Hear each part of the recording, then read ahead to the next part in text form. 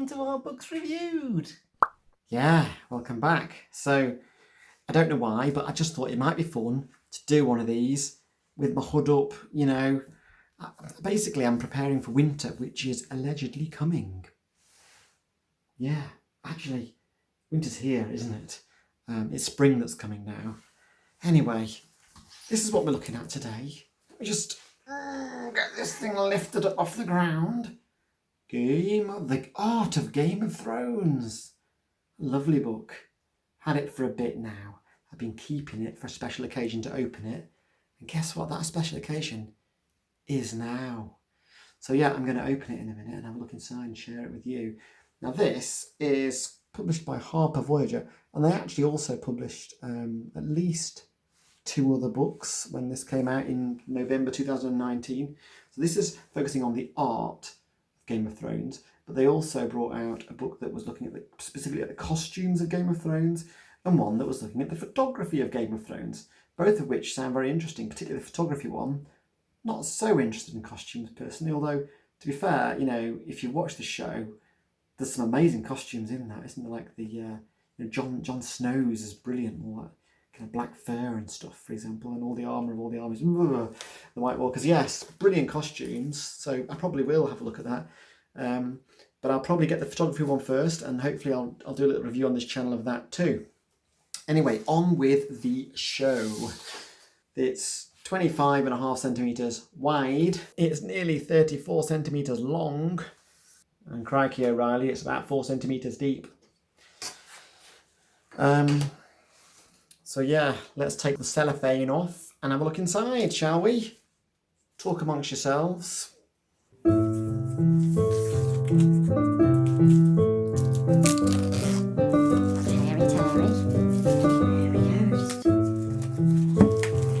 Okay, the cellophane has been removed. It's time to move on. And I don't weigh every book, but this is particularly big and beastly, so we'll give this one away just to see what we're talking about here. Look at that, 3.3 kilograms, nearly 3.5 kilograms. Actually, one thing I didn't mention just then, and I should have, how rude of me, is how beautiful the lettering is. Look at that, beautiful lettering. Silver. The Art of Game of Thrones by Deborah Riley. Apparently she was the production designer on the actual series. It's got a foreword by the directors, and obviously, well, I say obviously, it's got a preface by Gemma Jackson. I don't know who she is, so I shouldn't have said obviously, should I? And it's a really nice cover. It's got Daenerys here, one of her dragons. I think this was quite near the end, wasn't it? Certainly season 8, possibly even that. The last episode, right near the end, when she went a bit mad. Oh, there's a spoiler. Yeah, I should probably say, if you've not seen Game of Thrones and you intend on watching it, you don't want to have it ruined, don't watch this, because I'll probably talk about things that happened throughout. So yeah, stop. But I think most people who wanted to see Game of Thrones have probably seen it by now, haven't they? What an amazing series it was. So it's got a lovely rich red. It's a bit like the Red Wedding. I don't know whether that was deliberate or whether they just picked red. But yes, it's very red. It says explore the world of Game of Thrones like never before. So it's about 432 pages long. It's published by Harper Voyager. And they're sort of a subsidiary of HarperCollins Publishing. I said subsidiary there. I'm not even sure whether it was the right time to use that word, but I just love saying it. Subsidiary. So yeah, sorry, Harper Voyager, it's the home of sort of fantasy, science fiction, horror books. Really nice thick paper. Always want to see some nice thick paper. There's an armada. Like these octopuses on the front. Not real octopuses, it's just a design, I assume. Yes, it's 432 pages long. It's got a lot of art in it. I've not actually looked through, so I'm discovering this, you know, for the first time with you as it happens. It should be interesting. So yes, we've been through this. There's the contents. And a little map there of Westeros. It's always a bit like, I don't know, like sort of the north of England, maybe north of England here, maybe Hadrian's Wall, a bit of Scotland and the Highlands, and then a bit of extra snowy bit on top. That's how I always think of it anyway. So here's the contents. So we've got foreword by the directors, Beanoff and Wise.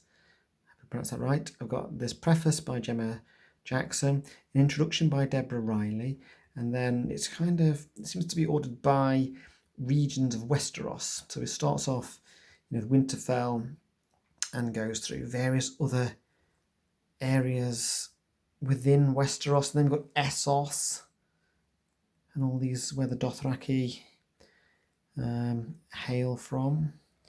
And we've got the Wall and beyond. That'll be exciting. Stuff about the wildlings and whatnot. Three-Eyed Raven, White Walkers. And we've got the Last Wars and some acknowledgements on page 430. Okay, so here's the foreword. Just going to have a little leaf through and show you what's inside. There's a lot of text, obviously, a lot of background information that you would normally digest at your leisure. I won't be doing that here. I'm just going to pick some stuff out as we go. Westeros is a diverse land of sunny coastlines, arid deserts. Sounds a bit like a travel agent's spiel at the moment. Frost-draped islands and frigid tundra. Winterfell, bleak. A bleak place. I like that picture though. That's nice. I presume that's a raven flying over Winterfell. Here's quite a complex courtyard plan.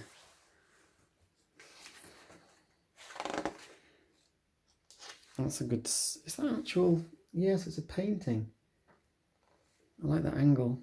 All the detail and the snow. Wow, look, here's another variation of the courtyards. Obviously put a lot of thought into that. Take it for granted when you're just watching it, don't you? And people just coming and going and whatnot. Is that Hodor? No. Just a big man. There we go. Always seems to be snowing in Winterfell. But that's what makes it nice. Memorable. Oh, there's that big tree.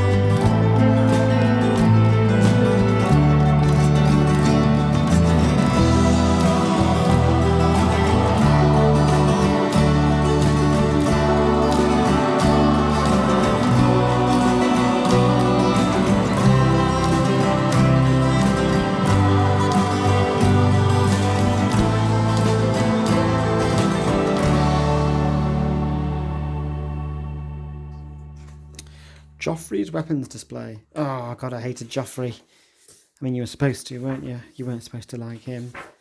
Great acting, though, by the guy who played him. Don't know the actor's name. I always think if you really hate somebody, then they've done a good job. They've elicited that strong response.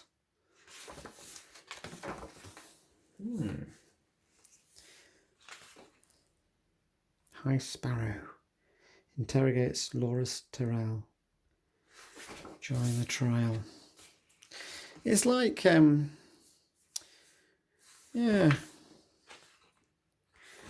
I don't know, it feels almost like these have been drawn after rather than before, because it's got the exact actors' faces in it for the characters. Do you know what I mean?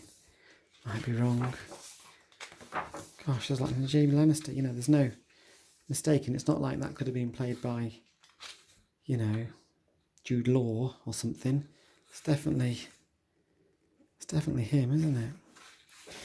Anyway, lots of lovely painting, digital painting artwork. I think I've bitten off more than I can chew here because I'm only on page 187 and we've got so much to go. That's nice. Well, I mean, that it's not nice, is it? You would describe it as nice, but it's good. Yeah. Some awesome battle scenes, wasn't there, in Game of Thrones? I think that's what really set it apart. Wow, they were mind-blowing. Oh, and the dragons. Yeah. Can't really forget the dragons. Wow, look at that. It's a nice library. Concept art places Samwell Tarly and the Maesters inside the Citadel Library. The Maesters. Oh yeah, look at that. That's grim. Oh, there's Samwell. Yeah, it's weird. It's like, there he is again. I like that with the light coming in. Nice lighting. A lot of boozing went on, I noticed. They always had a glass of wine or something. Maybe something stronger than just wine. Alright, we're on to Essos now. I'm actually going to just keep going because we're going to be here all night. You know, it really will be spring by the time we finish this book. Gates plans, I don't know whether you... Seems a bit overkill, really, that. But I suppose if someone's gone to the trouble of, you know, drawing all these, then they may as well shove them in a book. Oh, there's Daenerys, I like that. That's nice.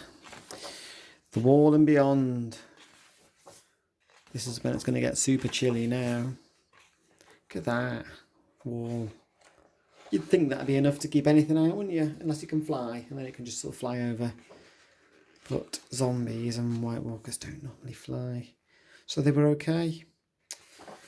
Except they weren't really in the end, were they? Oops, spoiler. I loved all the scenes that up at the wall. There was always high drama, suspicion. What else can we say? Mutiny, some backstabbing. The Three-Eyed Raven and the Children of the Forest. What was that tree called again? A heart tree located north of the wall. To say the Night's Watch oath and pledge himself to its service. Oh, that's nice. Bran has a vision of the Night King and discovers a weirwood tree split down the middle in an Arctic wasteland.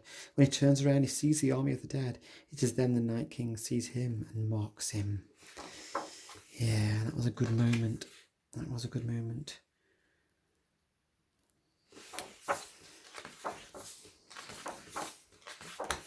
So we're in this final section. It's called The Last Wars. So is this just sort of describing the end of season 8? Oh, that's good. Bustling scene. Oh, look at all these armies amassed. I remember thinking, sort of in Lord of the Rings, particularly in the second and third films, the Two Towers and Return of the King, that there was, you know, there's some that those battle scenes were epic and wouldn't be kind of be beat. But you could argue that Game of Thrones did. It came along and beat those. It raised the level of epicness. It took it up to 11. It was exhausting watching it. I remember like some of those episodes of the back, I just collapsed on the sofa afterwards and thought, oh yeah, and that mini battle in itself was exhausting between the brothers, and all the fire and the buildings were falling apart. That's a nice dragon. So yeah, here we go. I've sort of come to the end now. I'm going to just keep skipping now until we get to the final few pages. Yeah, look at that. I like these sorts of things. Photograph of, there's Deborah Riley. And then this is the Game of Thrones art department. Set decoration, props and construction. Wow, look how many there are. A lot of them. And they all seem so happy. Well, you would be, wouldn't you, if you were involved in that? I bet they were very pleased with their work and the reception that they got. So there we go. We've come to the end. We've gone through the majority, anyway, of over 430 pages. And, yeah, that's been good, hasn't it? Well, there we go. There we have it. We've looked through it. Mission accomplished. Trying to just get that lettering to light up again. It's a beast. It's a good beast. Loads of information. But, I won't be doing another review with my hood up because it's just silly. I can only really see out of one eye for starters, and that's not good. But it is cold in here and it's kept my head warm. So I hope you enjoyed it. Please like it if you did. And you know, if you've not subscribed to the channel and you want to come back and see more like this, please press that subscribe button, and I shall continue to find books and look through them and upload them, and everybody's happy. See you next time.